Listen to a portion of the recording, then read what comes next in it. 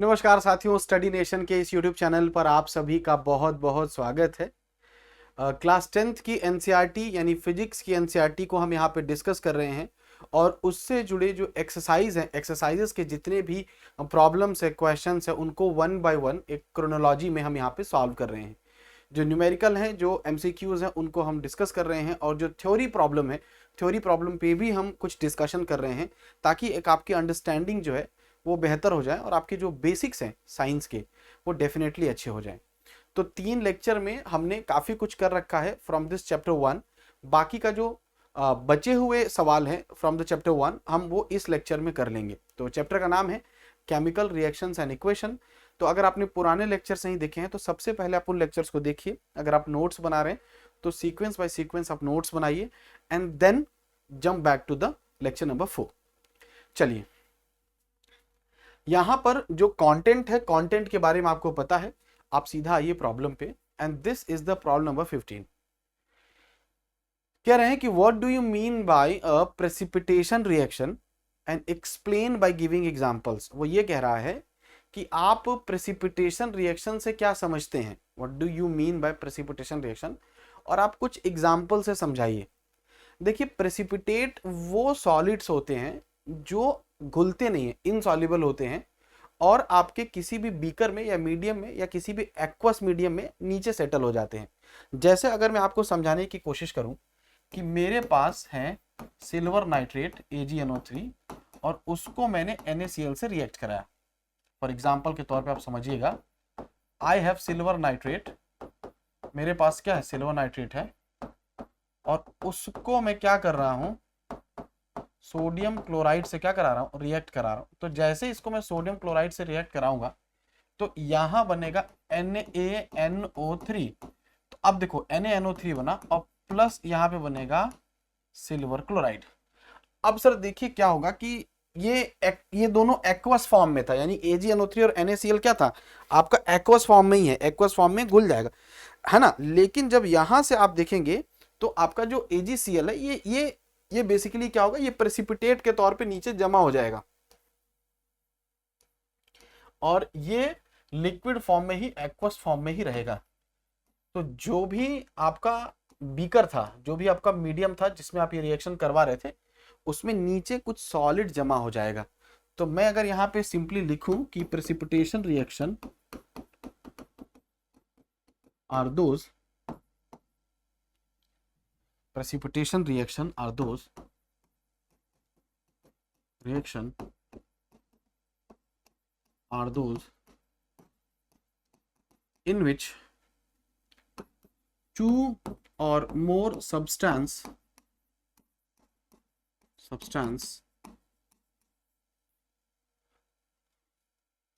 together forms an insoluble solid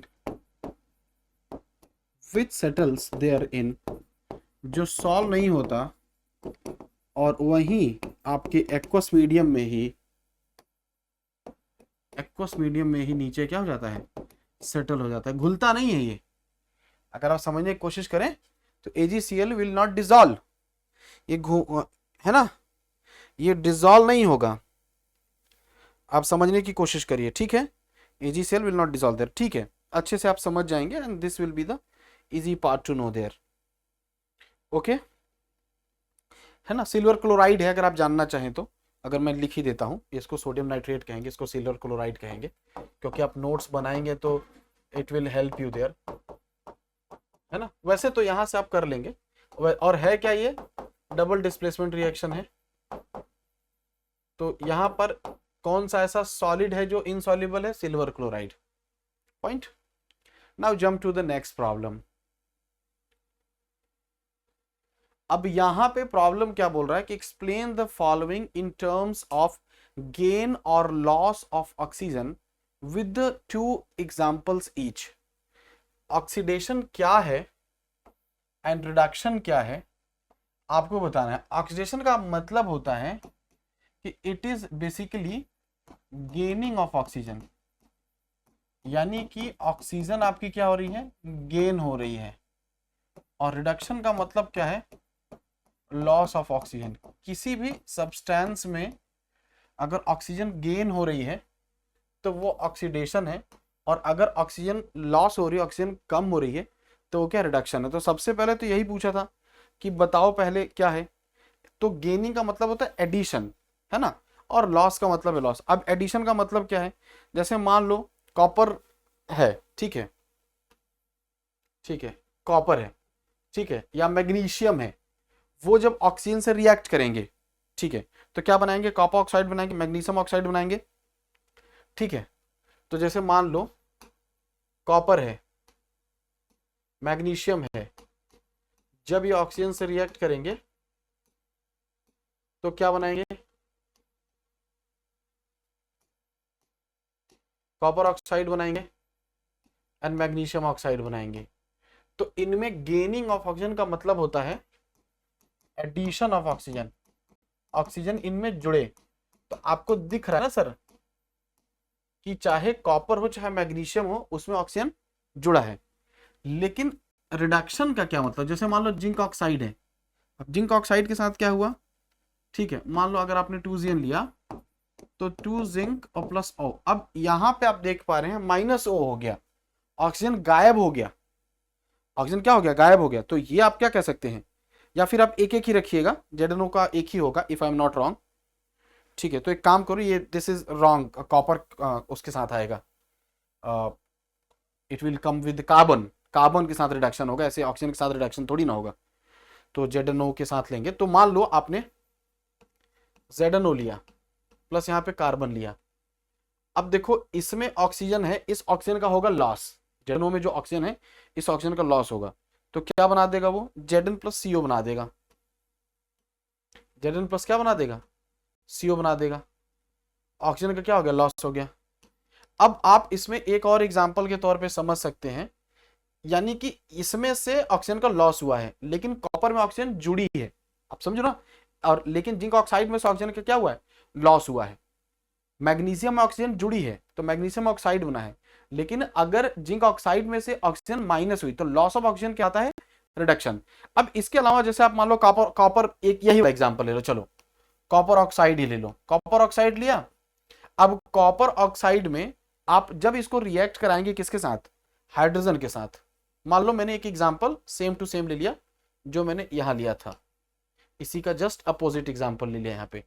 तो क्या हो जाएगा कि क्योंकि रिडक्शन करना है तो कॉपर अलग हो जाएगी और यहां पर H2O अलग हो जाएगा।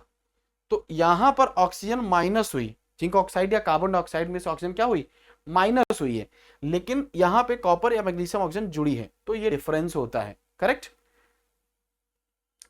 ओके नेक्स्ट, अ shiny brown coloured element X, एक एलिमेंट है X जो किस कलर का है, चमकदार ब्राउन कलर का है, इस चीज का ध्यान रखना है, ब्राउन कलर का है। एलिमेंट X ऑन हीटिंग, जब उसको हीट किया एयर में तो बिकम्स ब्लैक इन कलर, वो क्या हो गया, ब्लैक हो गया कलर में। तो सबसे पहले तो बताओ X का नाम और उससे जो ब्लैक कलर का कंपाउंड बताया। अच्छा, हीट जब आप किसी को करोगे तो हीट इन एयर का मतलब होता है कि प्रेजेंस ऑफ ऑक्सीजन, इस चीज का आप पहले ही ध्यान रख लेना। आप समझो ना, हीटिंग जो होती है वो बेसिकली किस में होगी, प्रेजेंस ऑफ एयर में होगी, और एयर की उपस्थिति में होगी। तो जब एयर की उपस्थिति में होगी तो आप सीधा सीधा लिख सकते हैं दैट इज ऑक्सीडेशन। तो ये जो एक्स सब्सटेंस है, ये ऑक्सीजन की उपस्थिति में गर्म करके कुछ बना रहा है, ठीक। आपसे पूछ रहा है कि पहले तो मुझे बताओ एक्स क्या है और फिर बताओ मुझे क्या है ये सब्सटेंस जो बन रहा है वो भी क्या है। लेकिन इसके लिए एक हिंट दे रहा है कि किस कलर का है, शाइनी ब्राउन कलर का है, it is of brown colour. तो सर ये आपको कुछ थोड़ा बहुत आइडिया इससे लग रहा होगा कि ये बेसिकली क्या है, एक तरीके का ऑक्सीजन की उपस्थिति में जो वो हो जाता है, यू वुड से दैट जो आपके कोरोजन टाइप की सिचुएशन हो जाती है वो हो जाता है। तो कॉपर ही है, आप समझो कुछ भी नहीं है, कॉपर ही है, कॉपर ही का ही कलर क्या होता है, शाइनी ब्राउन होता है, क्योंकि जो चमकदार सिल्वर वगैरह होती है, चांदी वगैरह होती है, वो ग्रे कलर की होती है। तो ये ऑक्सीजन की उपस्थिति में क्या बन जाएगा, है ना, CO बन जाएगा। बाकी अब बैलेंसिंग कर लीजिएगा तो कॉपर ऑक्साइड हो जाएगा। तो ये बैलेंसिंग वगैरह आप कर लीजिएगा, कई बार करा दिया मैंने। तो this is the point here, है ना, 2 लगा के यहाँ पे 2 लगा दीजिएगा वहां। चलिए ठीक है, तो ये कॉपर ऑक्साइड है ना, और X क्या है, कॉपर है। Why do we apply paint on iron articles? क्यों हम पेंट अप्लाई करते हैं? तो आपको पता है इसका रीजन, कि कोरोजन से बचने के लिए। क्यों? क्योंकि आयरन से जब ऑक्सीजन, जो बाहरी हवा है और अब आउटर एटमॉस्फेयर है, तो आउटर एटमॉस्फेयर में बहुत ज्यादा ऑक्सीजन है, और वो ऑक्सीजन क्या करेगी, आयरन से रिएक्ट करेगी तो ऑक्साइड्स बना देगी, और ऑक्साइड्स का बनना कहलाता है काइंड ऑफ कोरोजन। तो पेंट क्यों अप्लाई कर रहे हैं? इसी कोरोजन से बचने के लिए। तो आप यहाँ पे सिंपली लिख लीजिएगा कि to prevent moisture, air and moisture, है ना, तो ऐसे लिख लीजिएगा। सिंपल लिख, अपने लैंग्वेज में लिख सकते हो कि we apply paint on, we apply paint on iron articles to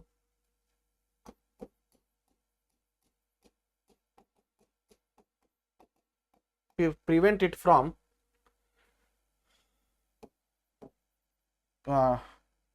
moisture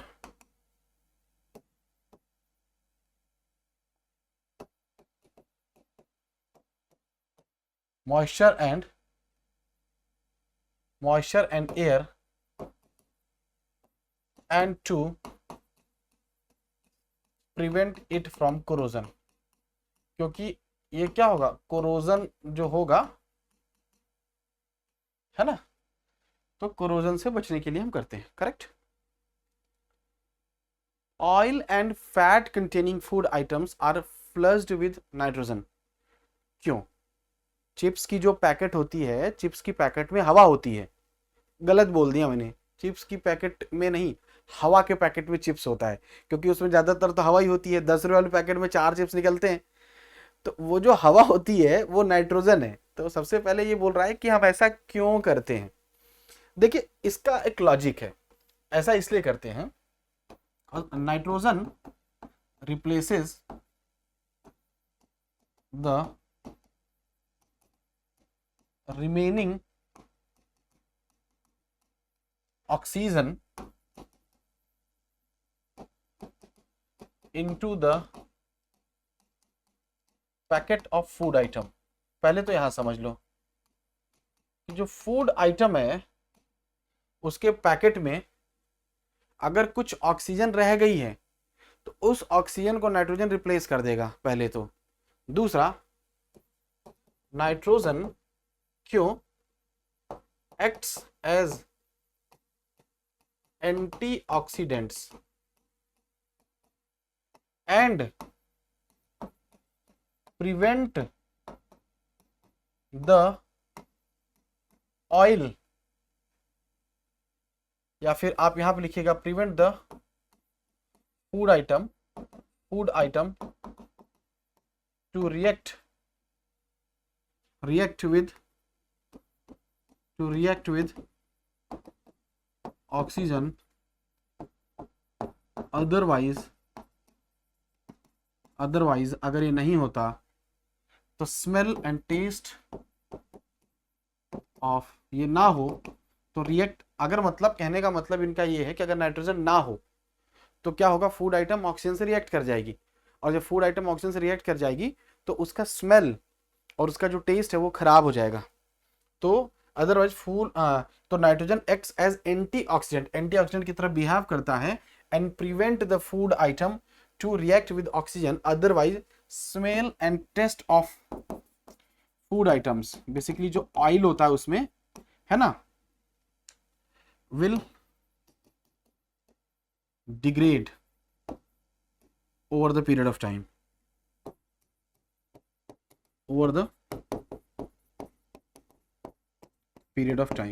ठीक है, नाउ इट्स गुड पार्ट। तो भैया कोई रिएक्शन नहीं करता, है ना, एक तरीके का इनर्ट गैस की तरह पड़ा रहता है वहां पे, रिएक्ट नहीं करता, ठीक, याद रखिएगा। तो हाँ, चिप्स के पैकेट में कौन सी एयर है, नाइट्रोजन है, वो क्या कर रहा है, वो एज इट इज, एंड, है ना, and life of food items increases, थोड़ा सा लाइफ उनकी क्या हो जाती है, बढ़ जाती है। ठीक, now this is two question, corrosion and rancidity. Sir ये रेंसिडिटी ही तो है। रेंसिडिटी क्या है, जो फूड आइटम्स हैं, फूड आइटम्स में जो ऑयल वगैरह है वो क्या करे, ऑक्सीजन से रिएक्ट कर जाए और उसका टेस्ट और स्मेल खराब हो जाए, यही तो रेंसिडिटी है। वही तो होने नहीं दे रहा नाइट्रोजन। क्या कहा हमने पिछले क्वेश्चन, नाइट्रोजन क्यों डाल रहे हैं, नाइट्रोजन इसलिए डाल रहे हैं क्योंकि टेस्ट वगैरह स्मेल वगैरह खराब ना हो। तो वो, और तो टेस्ट और स्मेल खराब कैसे होता है, जब फूड आइटम यानी या फिर जो चिप्स का पैकेट है, वो चिप्स के पैकेट में जब हवा जाती है तो हवा उसे रिएक्ट कर लेती है, लेकिन नाइट्रोजन रिएक्ट नहीं करता। तो हवा का फूड आइटम से रिएक्ट करके उसका टेस्ट और स्मेल को खराब कर देना रेंसिडिटी कहलाता है। और कोरोजन के बारे में आप जानते हैं, कोई जो मेटल है उस मेटल का ऑक्सीजन से रिएक्ट करके ऑक्साइड्स बना देना कोरोजन कहलाता है। तो corrosion is basically process of slow oxidation of metal, है ना। तो ये जो है process of slow oxidation of metals in open atmosphere, है ना। एग्जाम्पल आपकी जो रस्टिंग हो रही है, रस्टिंग हो रही है, और दूसरा रेंसिडिटी क्या है, प्रोसेस ऑफ डिग्रेडेशन यानी खराब हो जाना of taste and smell of food items, taste and smell of food items in presence of oxygen is rancidity, है ना। जैसे टेस्ट एंड एग्जाम्पल पूछा है, and smell of potato chips,